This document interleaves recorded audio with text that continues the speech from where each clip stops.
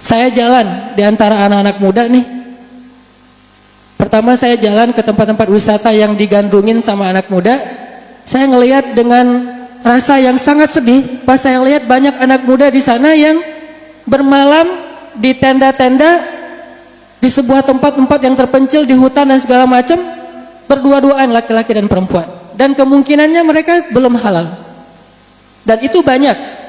Bahkan di beberapa kampus ketika disurvei, ternyata isi dari tong sampah di dalam kampus-kampus tertentu di Bandung yang paling banyak itu adalah alat yang biasanya dipakai untuk hal-hal yang kita tidak bayangkan. Ini artinya krisis yang terjadi kepada anak muda itu luar biasa. Mereka menjadi target dari narkoba, menjadi target dari seks bebas, menjadi target dari pornografi, dan yang lebih bahaya lagi menjadi target dari aliran-aliran sesat. Apakah itu Syiah, Ahmadiyah, bahkan dari dulu juga udah menjadi target dari sekuler liberal. Dan itu semuanya pasarnya adalah anak muda. Dan kalau kita melihat jumlah para sahabat yang pertama-tama masuk Islam, rata-rata anak muda, usia di bawah 30 tahun. Hanya beberapa orang saja yang usianya di bawah 40 tahun, tapi rata-rata di bawah 30 tahun. Sehingga kalau kita bicara tentang dakwah, maka sebetulnya kita bicara tentang anak muda. Kita bicara tentang kebangkitan, kita bicara tentang anak muda. Kita bicara tentang kehancuran pun, kita bicara tentang anak muda. Itulah yang memotivasi saya untuk buat sebuah gerakan anak muda yang segmennya langsung kepada street culture, mempelajari tentang dunia anak muda jalan, masuk ke komunitas-komunitas. Alhamdulillah dari situ sekarang kita bisa bersilaturahim, banyak berinteraksi dengan teman-teman dari geng motor, dari anak-anak tarung. Mungkin teman-teman ngelihat di Instagram saya ngeposting BFC, Bandung Fighting Club. Itu petarung-petarung di Bandung, Jawa Barat, dan sebagian mereka masih bekerja sebagai penjaga security-nya beer house. Mereka masih jagain beer house, klub-klub malam gitu, tempat clubbing. Dan walaupun demikian, alhamdulillah sebagian besar mereka sudah hijrah. Di sana ada ketuanya, alhamdulillah, teman saya, teman istri saya juga, namanya Edwin. Beliau juga seorang petarung yang berdakwah kepada anak-anak yang benar-benar preman luar biasa, yang dulunya mungkin debt collector, preman, orang-orang yang main di narkoba, dunia malam, jadi pembunuh bayaran. Alhamdulillah mereka sebagian besarnya sudah hijrah.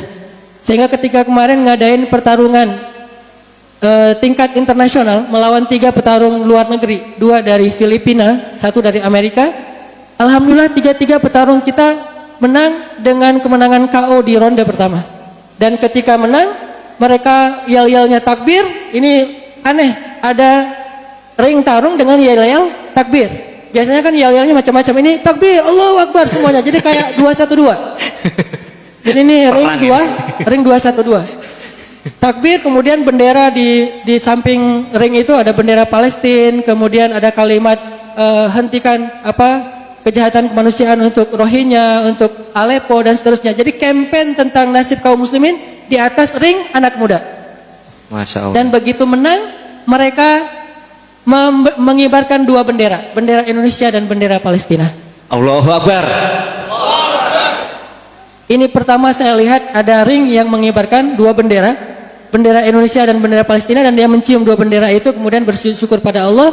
Sehingga ketika mereka tarung, saya nonton la haula wala quwata illa billah, la haula wala quwata illa billah, karena saya nggak rela orang Indonesia dikalahin sama Amerika. Begitu ronde pertama Amerikanya KO, bahkan yang dari Filipina maaf sampai patah tangannya dikunci dan dia nggak nyerah-nyerah, akhirnya patah. Mudah-mudahan udah sembuh.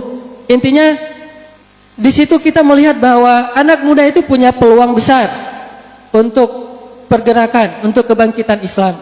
Hanya masalahnya dakwah ini belum sampai kepada mereka. Dakwah ini masih terkungkung di dalam masjid. Sehingga kalau kita berdakwah hanya di dalam masjid, insya Allah yang datang adalah orang-orang yang udah soleh.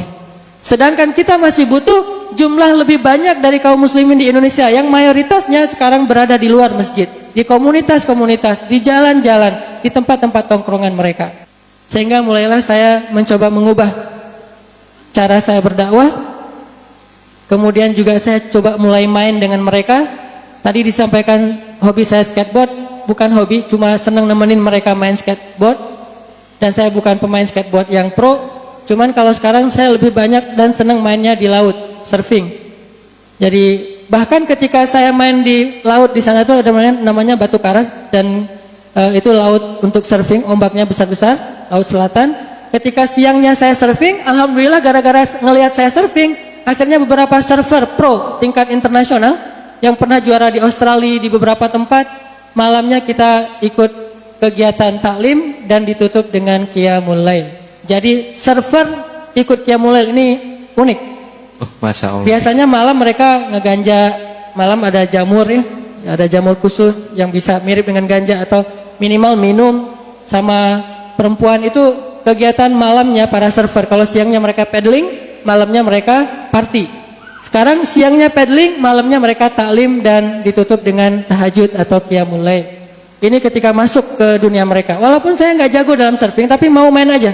Main di ombak, kegulung, diketawain, terus cari lagi ombak, terus main dengan anak skateboard, duduk di antara anak-anak musik. Bahkan alhamdulillah pilot project kita di Pemuda Hijrah itu adalah melakukan kegiatan beriges berzikir.